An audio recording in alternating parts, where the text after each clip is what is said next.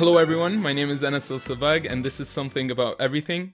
With me here today is Mr.Ehab Lotayef, a prominent Egyptian-Canadian political activist, political commentator, writer, and the former chairperson of the Egyptian-Canadian Coalition for Democracy. And today, we are going to talk about whether democracy can work in the Middle East. In our conversation, we will be focusing our analysis on Egypt because Egypt has the biggest population in the Middle East and its state is usually reflective of what's going on in the region. Thank you for being here, Mr. Ehab. Thank you for having me. I want to first start and tell you why I wanted to discuss this topic. I was doing some research about politics in the Middle East and I came across this article by Charles Essawi. He was a leading economic historian of the Middle East. And the article is about the foundations of democracy and their absence in the Middle East. And he said things like, the economic and social soil is still not deep enough to enable political democracy to strike root and flourish. And he also said, what is required is a great economic and social transformation which will strengthen society and make it capable of bearing weight of the modern state. Now, what I found to be really scary about this article is that it was published in 1956, and people still say the same thing in 2019. Which made me think the Middle East, is it actually ready for democracy? To start off, I want to ask you, do you think the average day Middle Eastern understands democracy? The topic is extremely interesting and extremely important. If you would permit me, I will start by commenting on what you started with before we tackle the question. The problem, I think, is that democracy anywhere in the world is not a step function. It's not that today there is no democracy and nobody's practicing democracy. And tomorrow everybody can understand, comprehend, and deal with democracy and the challenges that are included in it. I think why the situation now is as it was in 1956 is because the process did not start. And the process itself is a learning curve. And as long as we don't start, we will never get better. And really, this might summarize a lot of what we're going to talk about in the coming minutes about the whole question itself. Now, after this, I feel more ready to answer your question, so I'll ask you to repeat it again. Okay, my question is, do you think the average day Middle Eastern understands democracy? First, the average day Middle Eastern is a very difficult entity to evaluate because, of course, different countries in the Middle East have very different social, economic, and tribal or non-tribal structures that affect this question. And even in one country, I think education level, exposure to world politics in general, for example, and exposure to the local politics, being included or interest in local politics. All these things affect how any one person would be ready or not ready or understands or not understands democracy. But also, I would say that nobody understands democracy before they are really put in a place where they can practice democracy. Then you start to understand it and then you start to get ready for it. I don't want to jump to future questions you might have, but the mere fact how the Arab Spring collapsed in Egypt, for example, is a proof to me that the Egyptian, at least the Egyptian middle and upper class or upper middle class and upper class were not ready for democracy because they saw that democracy would take away certain things of their luxury way of life. That does not apply to the other 80 or 90% of the population, but it doesn't matter because the other 80 or 90% of the population have a much lower voice than those who can affect the political and social scene. I don't know if I helped answer your question or complicated the issue more, but I'll throw it back to you when we move on.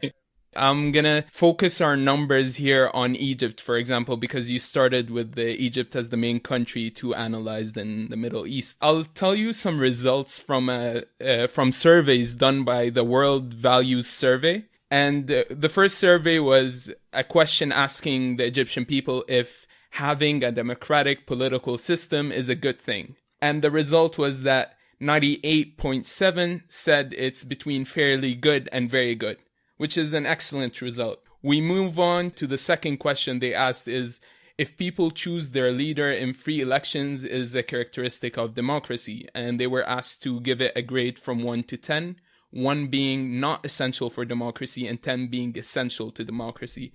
And the Egyptians scored about 8.79, I would say.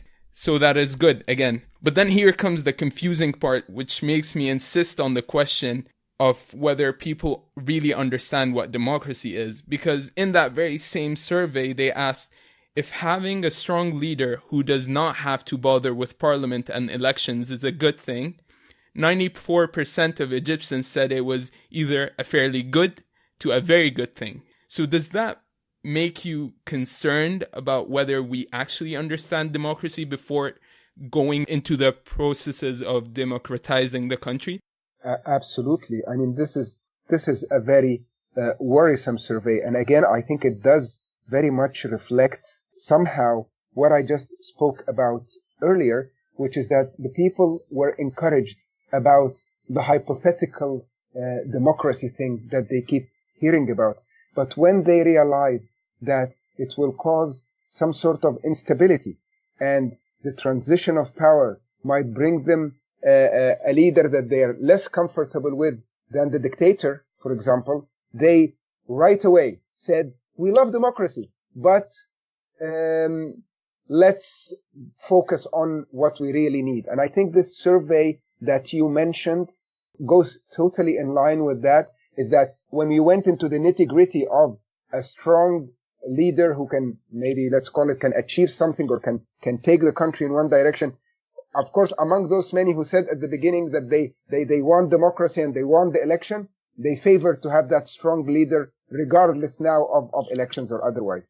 So I think the understanding here of that democracy is a process and democracy has pains like the pains of childbirth is not understood to the people of Egypt. And thus you're totally justified to insist on the question, because within this context, and now it's more scientific, they do not understand what democracy is in all of its aspects. They might understand some parts, but obviously they don't have an understanding of the full package. You're exactly right in saying that democracy is a perplexing and confusing system.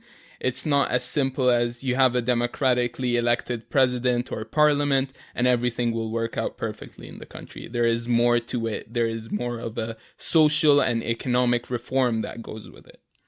This brings me to my next question. So we have often heard this phrase that Islam is not compatible with democracy. Islam being the religion of the majority in the Middle East, or in specific Egypt, do you think religion plays a role in making the Middle East, or again, Egypt, resistant to democracy? This is a very touchy question. And of course, I'm going to answer from my understanding of Islam and my understanding of the role that religion should play in the lives of those who believe in the said religion, and it's Islam in that case. But also there is an extremely important aspect here. Because when we speak about Islam, we don't speak only about a set of principles, but we also speak of an organization being here, not as one organization, but those who speak or preach or guide the people in religion. Whether I'm not talking about a certain institution like Al-Azhar, for example, but I'm talking about all those who have people's ears about religion. And I think that structure, that organization, which is again not really a literal organization, has a lot of influence about people as Muslims in this case not being confident in democracy, because using Islam, using what in my mind is an interpretation or a vision of religion that is full of misinterpretations and shortcomings, using that vision, you can really make people very weary about democracy. Meaning that a simple example is if you tell people who are generally believers in a religion, again, I'm going to take it further than Islam, that the majority can vote in something that is against what you believe is a core of religion, you right away will tell them, okay, then we accept democracy, but with limitations. And as soon as you enter into that, then you are not really accepting democracy. So it is dangerous to say that Islam is not compatible with democracy, because Islam is only as good as those who interpret it to the masses. But I would say that the understanding of the masses of Islam and the way those who are speaking in the name of Islam, who guide people in Islam, the way they deal with democracy, those people makes Islam a hindrance for the application of democracy in the Middle East, in Egypt, etc. Okay, I want to give you another perspective regarding the same question. Islam is as compatible with democracy as Catholicism is. Both institutions have had this resistance to the idea of having another institution, as in the government, being the moral judge and the manager of people's daily affairs. The only difference is the church was able to change that for two main reasons. One being that they saw in democracy a protector from totalitarian regimes, because religious institutions in Europe were persecuted by the Nazis and the fascist regimes. The second reason is that the group of progressive thinkers emerged from the mainstream Catholic institution to develop this ideology that bridged between the church and liberal democracy. Now, if we take these two very same factors and analyze them in the Middle East, for number one, you will find that religious groups did not learn from their experience with totalitarian regimes. A great example is the Salafi movement in Egypt and its experiences under Abdel Nasser and Sadat. And then to this day, the same Salafi institution is trying or attempting to ally itself with the Egyptian military. And for the second point, you will find that we actually have those thinkers and we have those progressive ideologies and modern interpretations of Islam that align with democracy, but they have been violently repressed by regimes, be it in Saudi Arabia or Egypt or the UAE. What do you think of this perspective? I wouldn't oppose your perspective. I will, again, split it into two parts. The part of the internal reform of the religious institutions themselves, and the second part about the thinkers, the free thinkers that create a new vision of things. So taking the first one, you mentioned the Catholic Church in the mid-1900s. I want to take us, about the Catholic Church, I want to take us back 200-300 years more, actually. And it is at a point where, the time of the French Revolution, basically, when the church realized that the masses themselves are starting to have aspirations to rule themselves by themselves.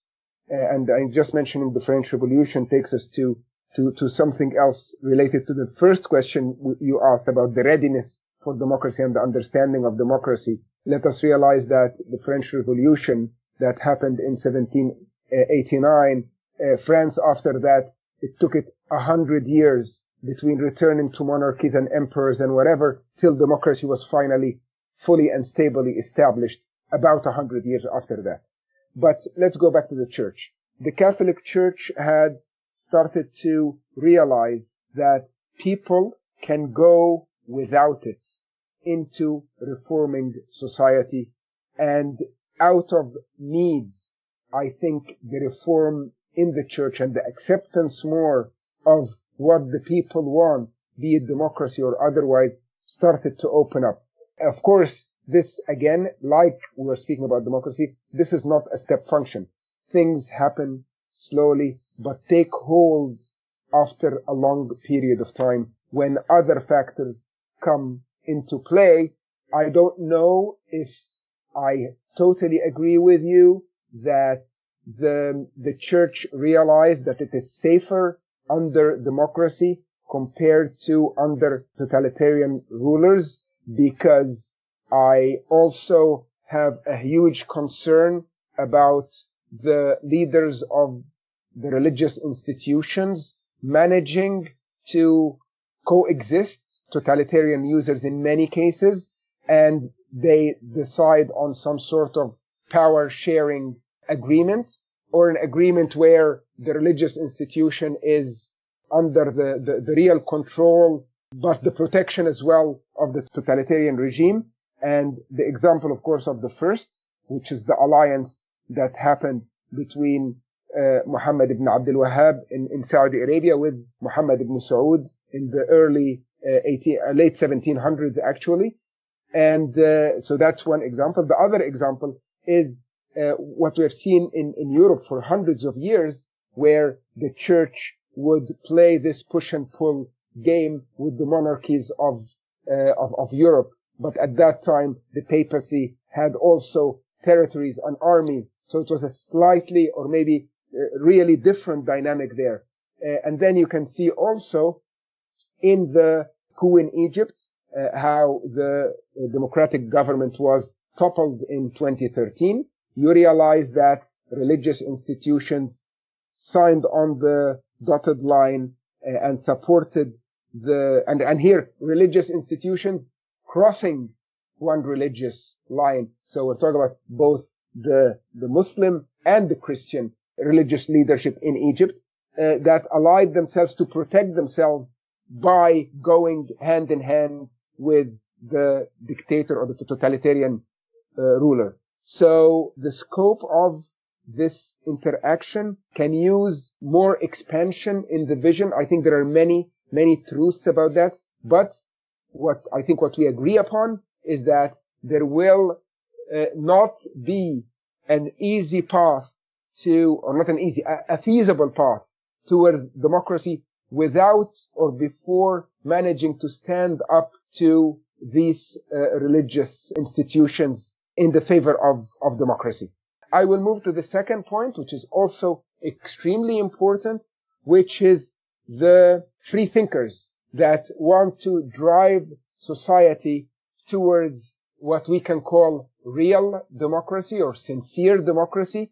And they face not only the wrath of the governing totalitarian regimes, but they also face the wrath and even a stronger wrath by the religious institutions. And it is difficult to know, although I have my theory, but it's difficult to know which one of those wraths is the one that really brings them down more. One might think that it is the violence and the jailing and the detentions and the attack on their basic livelihood that stops them. I tend to believe that using religion to turn the masses away from them is a far more effective, and it is the one that really tips the balance in their ideas not getting to the people.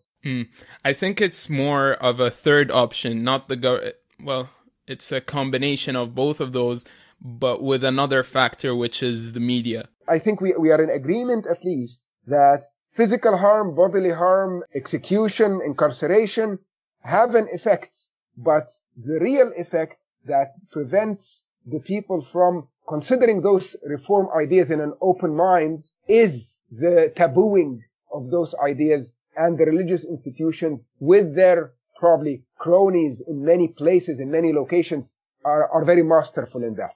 Yeah, that's actually a much more eloquent way of putting my point. Thank you.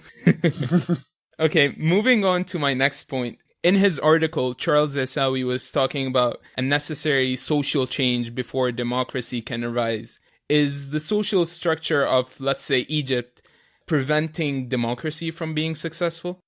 Yes, and I'm going to make it very simple. I mean, I'm going to give a stronger example, and this would take me out of Egypt, but the dynamics of what happened in Tunisia and in Egypt was very similar. But if we look at the social structure of Tunisia with the little I know about it, is that it has a much wider, bigger middle class.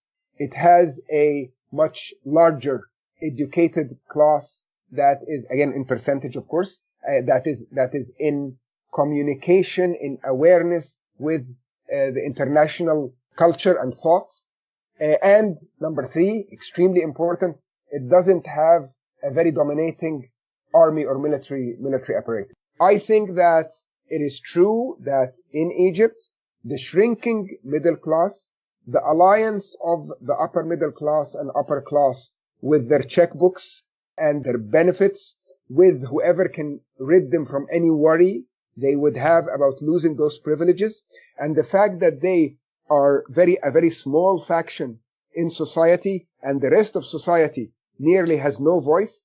And really, I have used this expression before. When I look at a country like Egypt, I think it might not be the only country in the world, but it's surely an example where there are many people, the vast majority of the population are voiceless. And this is the catchphrase here. They have no way to get their voice heard outside their immediate relations. Whereas the only people in Egypt who have a voice are a very, very small percentage of society, and they usually have financial and economic and lifestyle interests that they are usually willing to go to great lengths to protect. Yeah, exactly. I really agree with what you said, because Egypt has a significantly large illiterate segment that can be easily manipulated into hindering the democratic process, but it also has an upper class of business, religious, academic, government, and military elites who have chosen to ally with the repressive regimes in exchange for incentives, benefits, and protection. We are yet to see an upper class in Egypt or the Middle East in general that is actually dedicated to changing the economic and social structures in the countries. And they won't. And they won't because their human interest, or their interest as selfish humans, as we all are, does not necessarily fall with the risks of a drastic change of the way the country is governed. If we want to wait for them to do it, we'll wait for a long time. Yep. So we shouldn't hold our breath. Not that the change will come from there. No. So my next question is about another common phrase that we hear is that we are the way we are because of the past, because of our colonial past. Do you think colonialism and its effects led to the current tyrannical and failed regimes in the Middle East? I think every nation, every people are a result of the experiences that they have gone through. We have spoken about the French Revolution.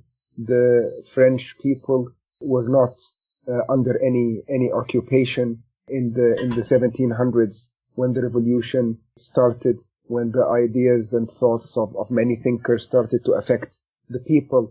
But they were not under occupation, but they were under a lot of social injustice that was very heavy, and they had no voice as well. And they were considering that their kings are the sun, and giving them total control. The king and the aristocracy had total control over the country.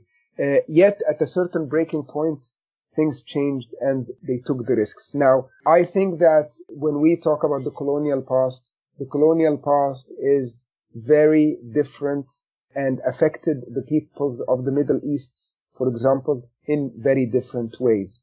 Yet here is the sad part as an Egyptian myself that I reach and have to express, because that's my honest thought, but with sadness, is that the Egyptian typical persona, and the Egyptian typical persona is not me who grew up in Cairo within an educated class, well off to a certain extent. That's not the Egyptian persona I'm talking about. I'm talking again about the Egyptian persona that accepted that it's not its issue who rules in Cairo, whether it's the British or whether it's Napoleon or whether it's the Mamluks or whether it's Nasser, as long as they can plow their fields, as long as they can have their crops grow. Those people have accepted this not only because of colonialism, but because of many factors, some of it self-inflicted. But there are very few peoples in the world that were oppressed by foreigners for so long as were the Egyptian people. And that is why we see, to a certain extent, more pride in other nations that were also oppressed compared to what we see in Egypt. And that, for sure, is not only due to colonialism. But the other thing that plays a very strong role in this situation is also how the foreign interests play a role in, and this is not, occupation or colonialism has not existed in Egypt for the last 70 years now. And so why are we still crying on the same spilled milk? And yet we have to realize that the interests, the new colonialism still exists, which is to enslave people through their own local leadership for the interest or for the main interest of a power or an entity that is outside their borders. And this exists till today. So it continues to play the role that we were talking about, or that you are talking about, which is a residual of the psychological situation that makes the person not ready to work for real democracy. So you're bringing it to new colonialism that's happening right now. I just want to... As much as or more than maybe the colonialism that ended 50 plus years ago. Yeah, but isn't it the very same colonialism that ended 50 years ago that gave us these regimes that we have now? So if we trace back almost all of the current oppressive regimes in the Middle East, we can find that they started immediately after colonialism. In many countries, they were left with these very weak and unorganized governments, and the only great power that was there was the military. Military saw this opportunity to grab power since it was the most powerful, organized, and previously trained by the colonialists. From these military takeovers, we have the current military regime in Egypt, Saddam's regime, Bashar al-Assad's regime, and the Ba'athist ideology as a whole. So don't you think it's more relevant to the previous colonizers? No. Let's look at some of the examples that you mentioned, for example. Like the Ba'athist regimes in general depended more in their rise on the people in society themselves more than it depended on the armies. It made allies with the armies in both Syria and Iraq, alliances that went up and down. But it's not the military that took over right away and stayed in power. Saddam himself was not a military man, for example. The current Bashar al-Assad, the Assad father was a military man, but the current Bashar is not a military man. So can we say that there is an evolution here of the dictatorship that is not necessarily the military dictatorship? But where you are right, and I disagree with you as well, is that I don't want to consider that the intention, let's say in 1952, by the free officers in Egypt was to take power and keep it for the army. I don't know, and I wouldn't believe that they had that vision from day one. I would not think that that was the case. But I think that it grows on them after a while, like it grows on anybody, that power is good, and let us keep it, whether with more sincere intentions, where I believe was the situation for Nasser, for example, or whether it was for total self-benefit and self-protection purposes, like I would evaluate Hosni Mubarak, for example. But now the situation is very different. And you are from a different generation than me, so our visions might be different on this. Now I see that the army sees itself much more like what you said, that we are the only organized power, and we are the protectors of the country, and we have this God-given right to control this country because we are, whether they believe it or not, at least they say it and convince themselves about it, we are the only and possible real protectors of this system. And we can't let it go. Like the army in Egypt now is a monster that is uncontrollable. I mean, with its economic holdings and its industrial facilities that it owns, etc. This is not a normal situation. This is a country within a country. This is two peoples that are totally distinct by joining the army and wearing the khaki outfit, you have become a part of another tribe that, regardless of who your father and mother were, this is now your new tribe and you have to protect it. And this is what the army is right now. I don't think that was the situation from day one when the armies took power, because on day one when they took power, they did think that they have the best opportunity, of course, to topple the existing regimes. But I think it was done with a lot more of sincerity than what we see now. Yeah, that makes sense. I want to discuss more of recent history and foreign intervention in the Middle East, or the West intervention in general. So over the recent history, we have seen that foreign intervention by the West can really strengthen oppressive regimes and help sustain them. For example, in Latin America or in Eastern Europe. And as soon as the Cold War ended and the Western powers withdrew their support of the regimes in Latin America or Eastern Europe, the oppressive regimes quickly crumbled. However, in the Middle East, we still see that their intervention is to support the authoritarian regimes, and it is because they have secured the Western interests in the region, which include security of Israel, oil, and other resources. So, do you think the West's intervention is hindering the democratic process in the region? Yes, the short answer is yes, for sure. The longer answer is in Latin America, but more so in Eastern Europe, the stronger international players allowed or didn't strongly oppose the newly merging democracies because of two reasons. Because number one, they started to get more confident that they can play the game with those democracies after they take power, and they won't hinder at a drastic, dramatic way their interests. So they accepted them. Number two, they saw that the people in most of those places have matured to a certain level, and this brings us back to where maybe we started, have matured to a certain level that they can not be easily stopped. So they accepted that as well. Not that, again, it's not a step function. It's not that yesterday they were not ready and today they became ready, but they helped bring democracy to themselves. Now, I don't think that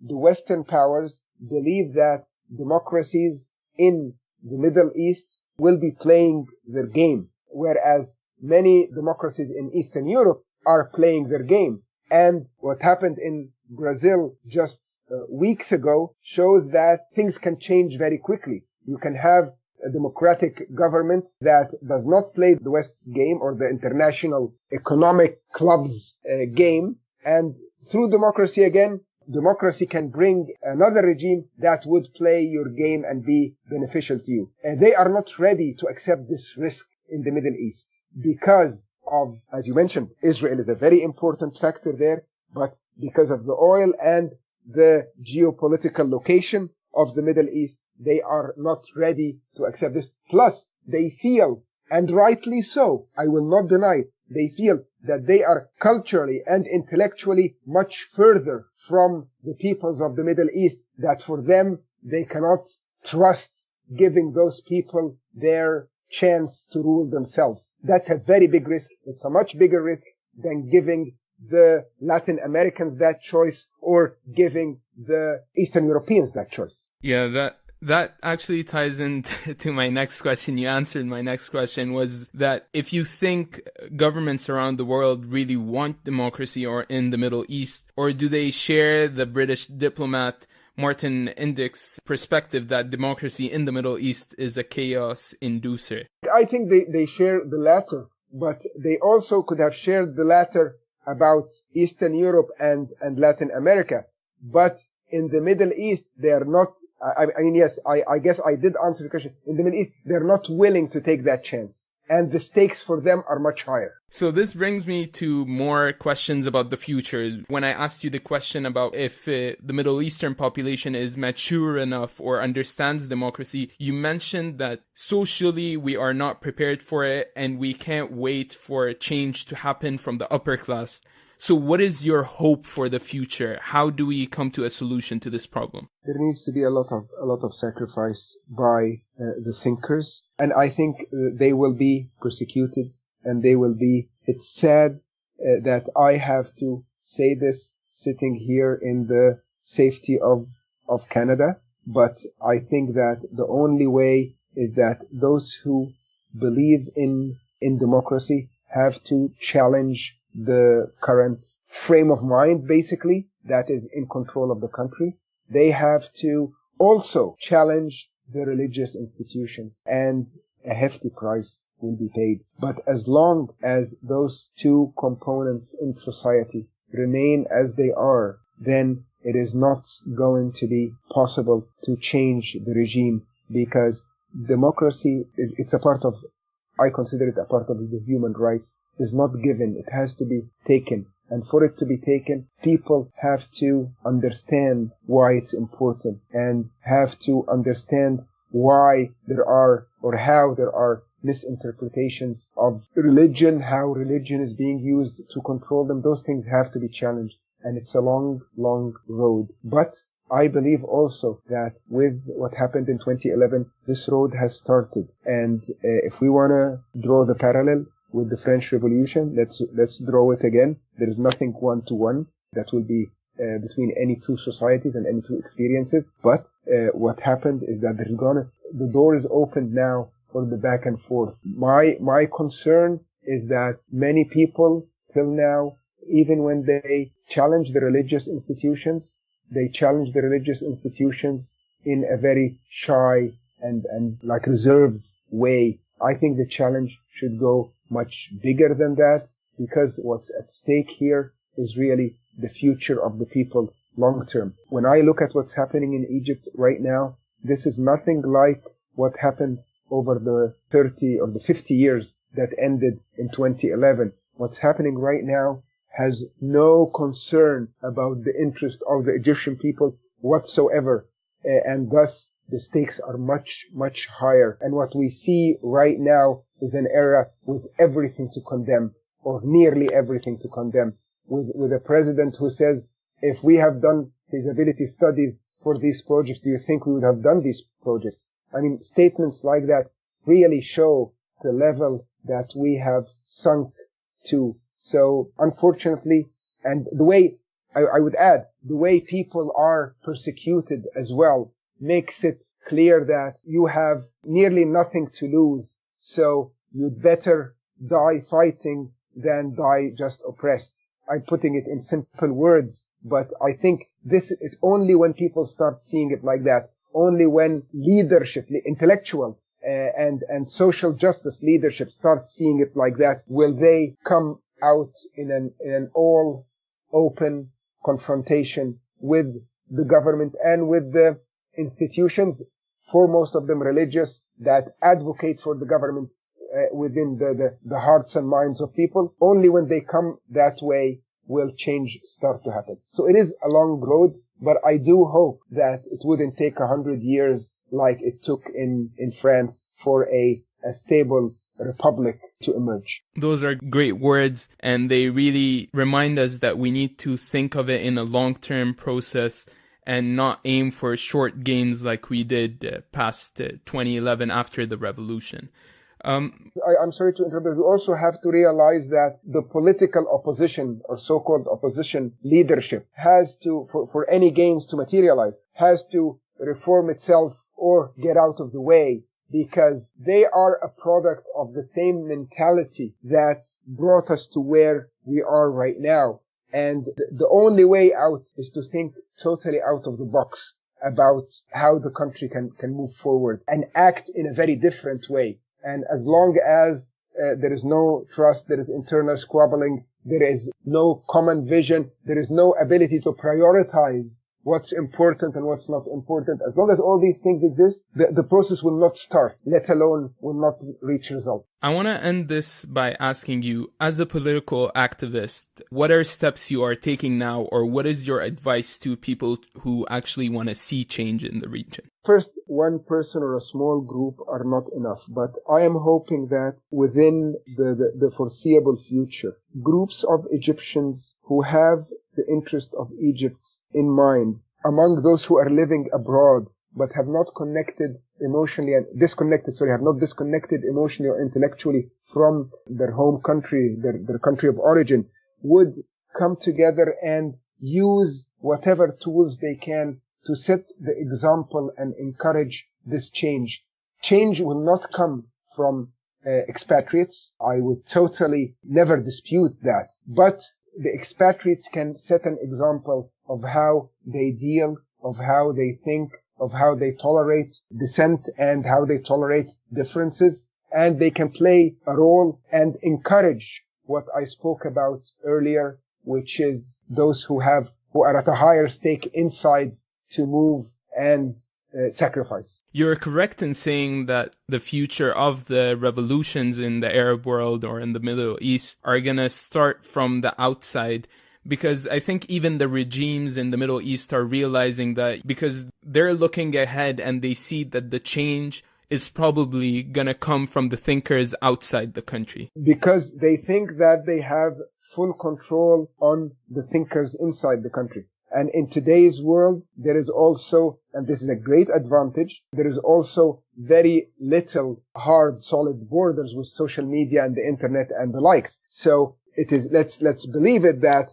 if a thinker in early 1900s wanted to see change in his home country, but he was living abroad, he had to smuggle his papers or his writings or whatever that are banned inside the country. Move forward 50 years in the Khomeini revolution in Iran, his thought-provoking khutbahs and change-provoking khutbahs were smuggled in Iran on cassette tapes. Right now, the situation is very different. So those abroad can play a much bigger role. But I don't want to, again, give an impression that those who are abroad can really cause the change. They can be a catalyst, help the change start, but it needs conviction inside for the change to happen.